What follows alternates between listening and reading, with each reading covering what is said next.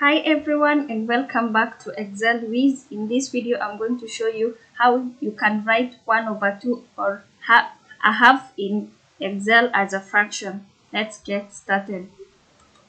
To do this we only need 4 steps. So the first step is select the cells that you want to format. Let's select the cells that you want to format. Step number 2, click on the Home tab.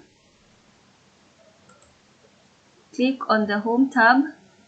Select, and then on the Home tab, under the number launch box here, click on it. Under the category, click on fraction, and then now choose the type. In the list, choose the fraction type that you need.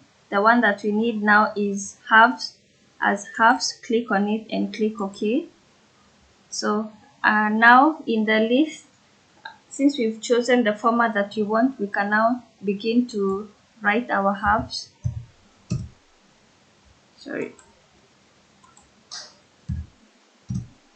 As you can see, if you drag it all the way, it's going to, you have it.